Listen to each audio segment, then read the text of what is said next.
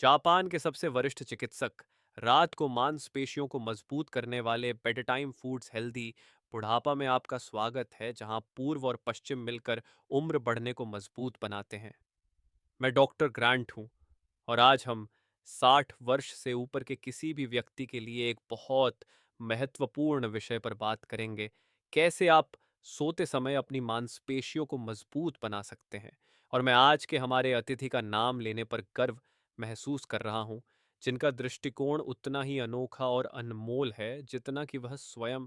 Japan के सबसे वरिष्ठ चिकित्सक, 100 वर्ष से ऊपर की आयु में भी वह चल रहे हैं, काम कर रहे हैं और आधी उनकी उम्र वाले पुरुषों से मजबूत हैं।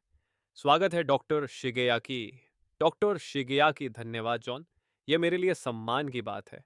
और मैं कहना चाहूंगा कि 60 वर्ष के बाद मांसपेशियों की ताकत बढ़ाने के लिए भारी वजन उठाना जरूरी नहीं है।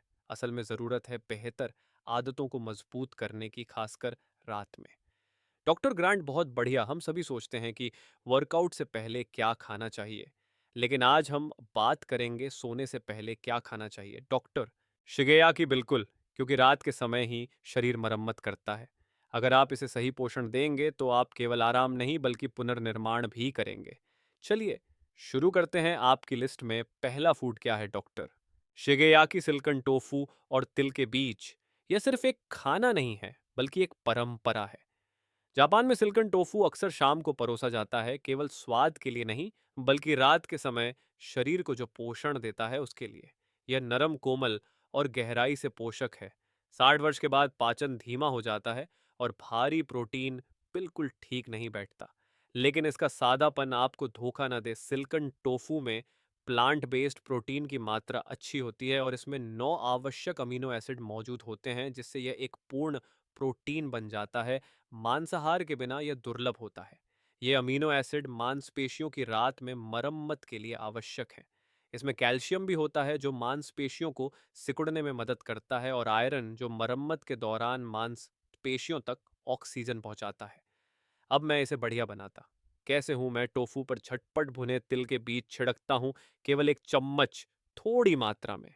ये बीज केवल बनावट के लिए नहीं बल्कि मैग्नीशियम, जिंक और सेलेनियम का अच्छा स्रोत हैं, जो तंत्रिका तंत्र को शांत करते हैं और टेस्टोस्टेरोन व एस्ट्रोजन जैसे हार्मोनों का संतुलन बनाए रखते हैं। ये हार्मोन उम्र के साथ घटने लगते हैं, लेकिन भोजन से उन्हें कोमल समर्थन मिलता है और मांसपेशी क्षरण से सुरक्षा मिलती है। मैं कभी-कभी इसमें तामारी, ग्लूटेन फ्री सोया सॉस और कुछ पतले अदरक के स्लाइस भी मिलाता हूँ। तामारी में गहरा उमामी स्वाद होता है और अदरक गर्मी व पाचन क्षमता बढ़ाता है। मिलकर यह साधारण भोजन एक औषधीय भोजन में बदल जाता है। मैं इसे सोने से लगभग 1 घंटा पहले, जब लाइट धीमी होती है और घर शांत होता है, खाता हूँ। यह कोई भारी डिश नहीं है, बस एक छोटी कटोरी में कुछ चम्मच, लेकिन शरीर को यह पुनर्निर्माण शुरू कर दो का स्पष्ट संदेश देता है। बहुत से पश्चिमी लोग रात में खाने को गिल्टी प्लेजर मानते हैं, आइसक्रीम, चिप्स या टीवी के सामने जेब भर खाना। लेकिन आपने जो बताया है वह इसके बिल्कुल विपरीत है। कृपया बताएं, अगर आप इसे हिंदी में, कहानी शैली में या और संक्षेप में चाहिए, मैं तुरंत कर दूंगा। यह जानबूझकर चयनित नाश्ता है। स्वाद का ज्यादा महत्व नहीं बल्कि पोषण पर केंद्रित। और वे संदेश जो आप दे रहे हैं, खाना आरामदायक हो सकता है बिना नुकसान पहुंचाए, इसे समझना बेहद जरूरी है। मैं को सबसे ज्यादा यही बात अच्छी लगी कि आप टोफू को सिर्फ प्रोटीन के रूप में नहीं बल्कि रिकवरी ईंधन के रूप में देखते हैं, और फिर तिल को हार्मोन संतुलन के लिए मिलाते हैं। यह वाकई जबरदस्त है।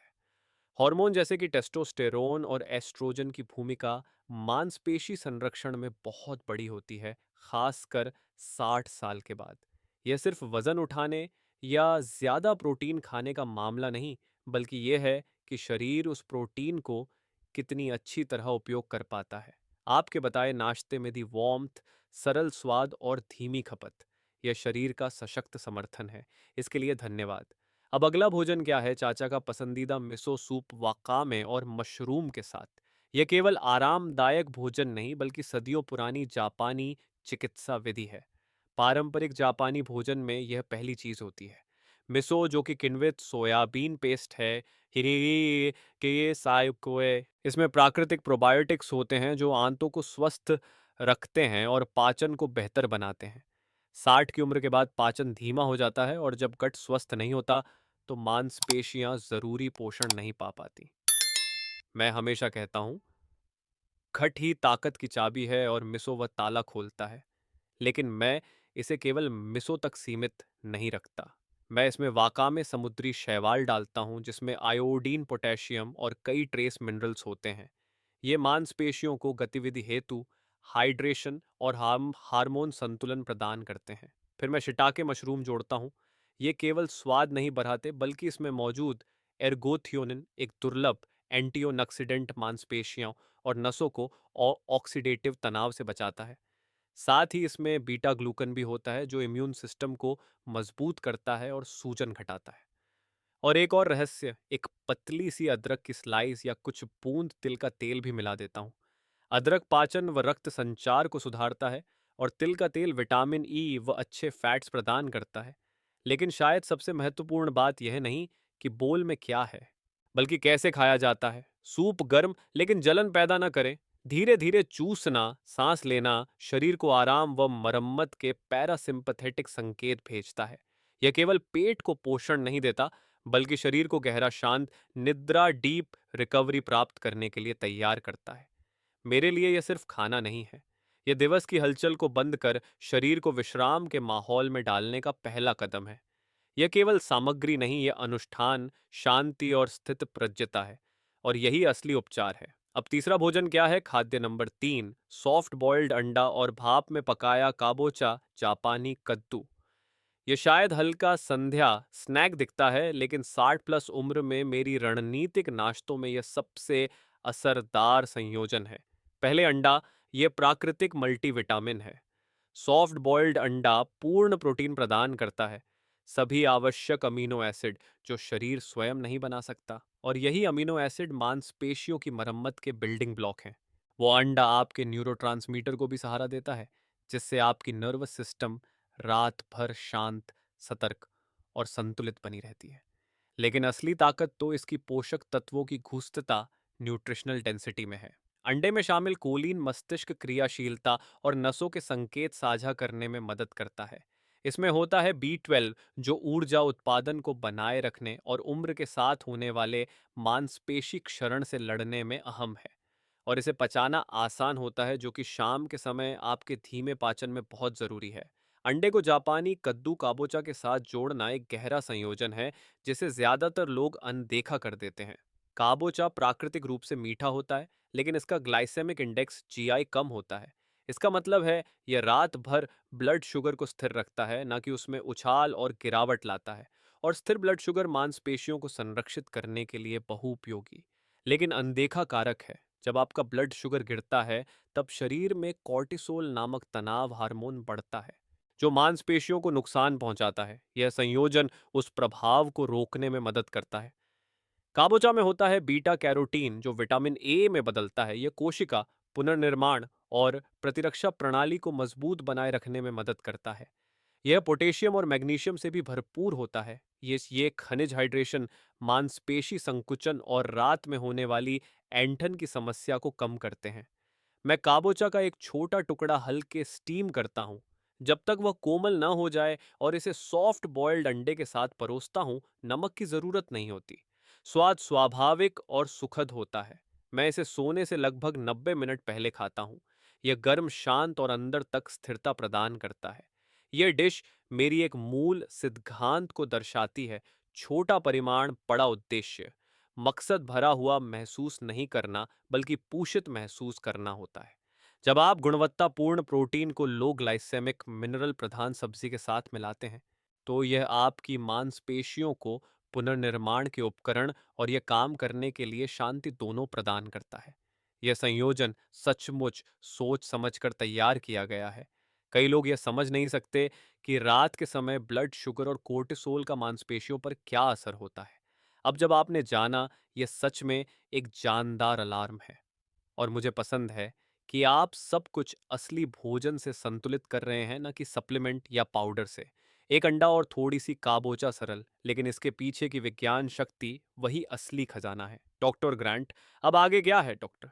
शिगेयाकी, अगला है दिन का सबसे अच्छा अंत। मैंने हमेशा यही कहा है, हँसते हुए गर्म मक्का की चाय, बार्ली टी में कोलेजन पाउडर मिलाकर। ये आखिरी चीज़ भोजन नहीं बल्कि एक अनुष्ठान है। और जापान में रात के समय का अनुष्ठान बहुत मायने रखता है। बार्ली टी, जिसे जापानी में मुगिचा कहा जाता है, हर घर में पसंद की जाती है।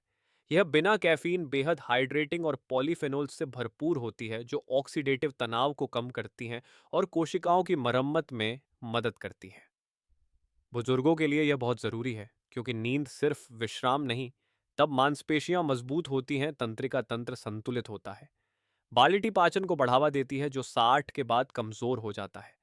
रात में हल्की चाय पीने से धीमी पेरिस्टोलिसिस, आंत की हल्की गति शुरू होती है, जिससे रात भर अच्छी रिकवरी होती है। यह मेलाटोनिन प्रीकर्सर्स और ट्रिप्टोफैन भी प्रदान करती है, जो नींद के चक्र को बिना झटके के संतुलित बनाते हैं। अब मैं इसमें क्या जोड़ता हूँ, एक छोटी स्कूप कोलेनेंजन पाउडर, मरीन सोर्स की। यह सिर्फ त्वचा के लिए नहीं है। कोलेजन शरीर में मुख्य संरचनात्मक प्रोटीन है। उम्र बढ़ने पर इसकी कमी हो जाती है, जो जोड़ों, टेंडन्स, लिगमेंट्स और मांसपेशियों की मजबूती पर असर डालती है। मरीन कोलेजन आसानी से पचता है और तेज अवशोषण होता है। गर्म लिक्विड में लेने से यह त्वचा, जोड़ों व मांसपेशियों तक सीधे पहुंचता है। एक स्कूप एक मग में गर्म मक्का की चाय के साथ, hydration plus anti inflammation plus मरम्मत के लिए कच्चा माल। मैं इसे धीरे धीरे पीता हूँ, अक्सर मोमबत्ती की रोशनी या खुले खिड़की के पास। शांत वातावरण भी उसी उपचार का हिस्सा है। यह संदेश मैं इस भोजन के साथ देना चाहता हूँ। रात को दबाकर सोना नहीं, बल्कि शरीर को प्राकृतिक, कोमल और लगातार मरम्मत के लिए तैयार करना है। यह सरल चाय सही कोलेजन के साथ शरीर को बताती है, अब आप सुरक्षित हैं। अब मरम्मत की बारी है। यह वाकई एक सुंदर तरीका है रिकवरी की बात करने का। हम अक्सर सोचते हैं कि स्वास्थ्य बड़ा तेज और जोर जोर से होता है, वर्कआउट, सप्लीमेंट, रूटीन। लेकिन आपने आज दिखाया कि ताकत खासकर 60 के बाद शांत क्षणों में बनाई जाती है। एक छोटी कटोरी टोफू, एक गर्म सूप, एक सॉफ्ट बॉइल्ड अंडा, एक हल्की चाय, हर एक शरीर को संदेश भेजता है, अब समय है ठीक होने का। डॉक्टर ग्रैंडोर हिनोहारा शगेयाकी, आपकी इतनी समझदारी के लिए धन्यवाद। क्या आप हमें अंतिम विचार देंगे डॉक्टर शिगेयाकी? जरूर। ताकत बल से नहीं आती है, बल्कि लय से आती है। अपने शरीर को कोमलता से खिलाएं, गहराई से सोएं और प्रक्रिया पर भरोसा रखें। 100 के बाद भी आपका शरीर सुन रहा है।